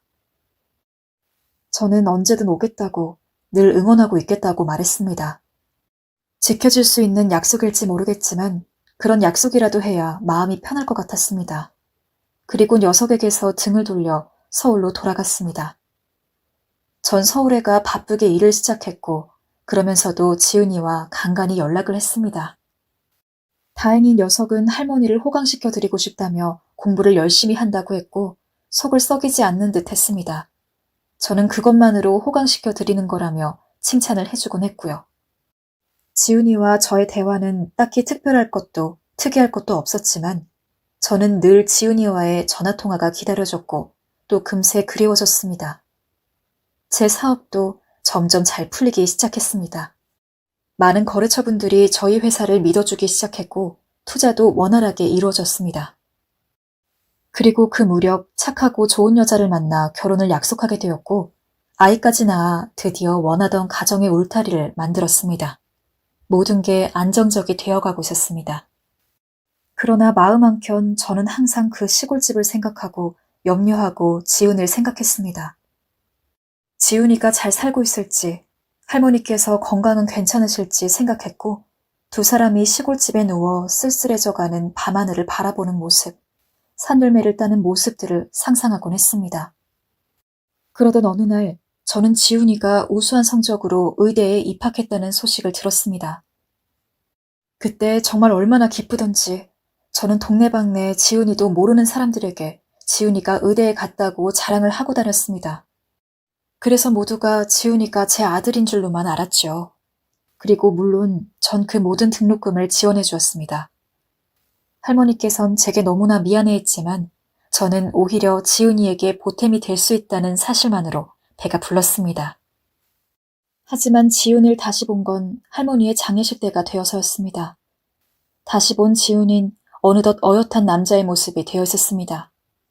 대학교 졸업반이라 했고 의사가 되기 위한 준비를 하고 있었습니다. 전 지훈이를 꼭 안아주며 오랜만에 인사를 몇 차례 주고받았고 단둘이 있을 때서야 할머니를 추억하는 이야기들을 나누었지요. 지훈인 할머니께서 제 얘기를 많이 하셨다 했고 은인 같은 사람이라고 했습니다. 아저씨가 있어서 할머니는 너무 위안이 되었대요. 할머니는 죽는 날까지 아저씨, 저희 아버지가 보내준 천사라고 믿고 가셨어요. 네 할머니도 내게 마찬가지였어. 시골에 막 내려와서 아무것도 모르는 나한테 김치며 밥이며 매일 챙겨주셨는데 아마 그 밥이 없었다면 지금 내가 있었을는지는 모르겠다. 정말 어머니 같은 분이셨어. 어머니가 있다면 이런 분이셨으면 하고 생각했었다. 지훈인 제 얘기를 듣자 갑자기 울컥했는지 눈물을 훔쳤고 저 역시 그런 지훈이를 보며 가슴이 먹먹해졌습니다. 또 한편으론 지훈이가 무사히 크는 것만이 할머니의 소원이었고 그 소원 내가 이루어드리리라 다짐했었는데 이렇게 장성한 어른이 되어서 나타난 지훈이를 보니 이제 내 할 일은 다 했구나 하는 생각도 들었죠. 그때가 아마 지훈이를 후원한 지 10년쯤 되던 해였을 겁니다. 하지만 지훈이와는 그날 이후 연락이 조금씩 뜸해졌습니다. 지훈이가 외국에 있는 병원에 가면서부터였죠. 연락할 방법이 딱히 없어 전자우편을 주고받다 답장이 느려졌고 그러다 세월이 흘러버렸습니다. 어느덧 제 나이는 50 중반을 넘어가고 있었고 그저 노년을 준비하기 위해 제 자식들에게 뭐라도 하나 더 물려주기 위해 뭘 하는지도 모르는 제 무언가를 열심히 하고 있었죠. 또 나이가 먹으니 기억력도 깜빡깜빡해 이젠 옛날 시골 마을의 기억 같은 건 조금씩 잊어가는 듯 했습니다. 그리운 향기도 사람들도 모두요. 그리고 그런 제 삶이 어쩐지 퍽퍽하고 단조롭게 느껴져 우울증과 무기력증이 찾아오고 있었습니다. 그런데 이번 연도 어버이날 기적 같은 일이 일어났습니다. 집에서 TV를 보고 있었던 날이었죠. 그런데 갑자기 현관문 벨소리가 들렸고 제 아내는 올 사람이 없는데 라고 말하면서 밖으로 나갔습니다. 누구세요? 아내의 목소리에 저도 누군지 궁금해져 밖으로 나갔습니다. 그런데 현관문 앞에선 30대 중반 정도로 보이는 남자가 멋진 양복을 입고 꽃다발을 들고 있었습니다. 그 남자의 얼굴은 무척이나 익숙했습니다. 바로 지훈이었습니다. 저는 할머니의 장례식 이후론 지훈이와 종종 연락을 했을 뿐 한 번도 지훈이를 본 적이 없었습니다. 그래서 헷갈렸지만 제 시야에 온전히 지훈이가 담기자 바로 알아볼 수 있었죠. 너 지훈이구나. 네가 여기를 어떻게... 안녕하세요. 지훈이는 어버이날이라 왔다는 말과 함께 제게 꽃다발 하나를 내밀었습니다. 그리곤 우연히 이메일 주소로 아저씨에게 편지를 보냈는데 아들분이 이메일 주소를 쓰고 계셨다고 그래서 답장을 대신 받았고 아저씨 주소를 물었더니 알려주셔서 올 수 있었다고 말했습니다. 저는 이런 기적 같은 우연에 놀란 얼굴을 감추지 못하고 너무 반가운 마음에 어서 들어오라며 거실로 지훈이를 이끌었습니다. 전 먼저 아내에게 제가 늘 얘기했던 그 아이라고 지훈이를 소개시켜 주었고 안 사람도 얘기로만 듣던 지훈이를 실제로 만나니 참으로 좋아했습니다. 지훈이는 외국 병원에서 일하고 있다가 가족들과 함께 있기 위해 작년도에 한국에 들어왔다고 했고 아이 2명을 낳고 살고 있다고 했습니다. 그리고 가운을 입은 사진을 보여주며 흉부외과 의사가 되었다고 했죠. 저는 제가 후원했던 지훈이가 정말 이렇게 번듯한 의사가 되어 있는 걸 보고 왠지 모르게 너무나 가슴이 뭉클해졌습니다. 하지만 저를 울게 했던 건 식사가 끝나갈 무렵 지훈이가 조용히 미소 지으며 건넨 편지 때문이었습니다. 그 편지엔 지훈이다운 바른 글씨체로 적힌 그 편지엔 제가 알지 못했던 어떤 날의 뒷이야기가 적혀 있었죠. 저 그날 아저씨 뒤에 있었어요. 아저씨가 친구들 불러서 혼내고 있던 날 말이에요. 저 그날 아저씨 뒤에 숨어서 다 지켜보고 있었습니다. 그날 절 대신에 제 아버지를 해주신 거 정말 감사드립니다. 한 번쯤 꼭 말씀드리고 싶었는데 부끄러운 마음에 하지 못했습니다. 전 학창시절 내내 아저씨 덕분에 편하게 공부를 할 수 있었고 대학에도 갈 수 있었습니다. 아저씨 덕분에 저는 꿈을 이룰 수 있었고 또 아저씨처럼 다른 사람을 돕겠다는 마음도 가질 수 있었습니다. 아저씨는 항상 제 인생에 있어 하나밖에 없는 영웅이셨고 무엇이든 하시는 슈퍼맨이셨습니다. 그리고 마지막으로 아버지였습니다. 마음속으론 아버지라고 항상 불러보고 싶었어요. 아버지, 감사합니다. 절 키워주시고 사랑해주셔서 감사합니다. 그리고 지훈이는 통장을 하나 건넸습니다. 지훈이가 건넨 통장엔 제가 지훈을 후원했던 액수보다 훨씬 많은 금액이 적혀 있었습니다. 지훈이의 마음이고 성이었습니다. 저는 편지를 품에 안고 아무 말 없이 눈물을 뚝뚝 흘리며 그 시절의 지훈이를 떠올렸습니다. 색이 발에 희미해져 있을 줄 알았던 그 옛날의 모습들은 단 하나도 잊히지 않고 제 마음속에 빼곡하게 담겨 있었습니다. 그것들은 다신 돌아갈 수 없는 시간이고 세월이고 흔적이었으며 너무나 소중한 시간이었습니다. 또 지훈이와 할머니와 함께 보냈던 시골집은 삶이 낱낱이 찢겨지고 해체되어 패배자로 남겨진 곳에서 절 다시 살게 해주었고 일어나게 해준 것이었습니다. 누군가의 보호자가 된다는 것을 알게 해준 곳이었고 다시 일어서는 방법을 깨닫게 해준 곳이었습니다. 전 그날들을 떠올리며 편지를 꼭 끌어안았고 지훈이는 그런 제 마음을 아는지 조용히 절 끌어안았습니다. 그리고 지훈이는 마지막으로 제게 이렇게 말했습니다. 사랑합니다, 아버지. 지훈이가 왔다 간 이후 제 인생은 이상하게도 아주 많이 풍성해진 느낌이 들었습니다. 이런 기적 같은 일이 찾아왔다는 게 신기했고 또 앞으로 누군가를 돕는데 물질적으로, 정신적으로 후원을 아끼지 말아야겠다는 생각을 하게 되었습니다. 그래서 지훈이와 같은 아이들이 도움을 받을 수 있도록 어느 사회단체에 제가 모은 돈 중 반을 기부했지요. 요즘 저는 참 살맛이 납니다. 안 사람에겐 농담 삼아 아들이 3명 있다고 얘기하는데 그중 2명은 제 친자식이고 1명은 지훈이입니다. 내일은 지훈이와 지훈이 철을 만나 간단히 밥을 먹기로 했습니다. 벌써부터 옛날 얘기들을 나눌 생각에 마음이 설레어지네요. 제 기적 같은 이야기는 여기까지입니다. 여러분들에게도 과거의 소중한 인연을 다시 만난 날이 오시길 간절히, 아주 간절히 바랍니다. 항상 좋은 일만 가득하길 기도하고 있겠습니다. 감기 모두 조심하세요.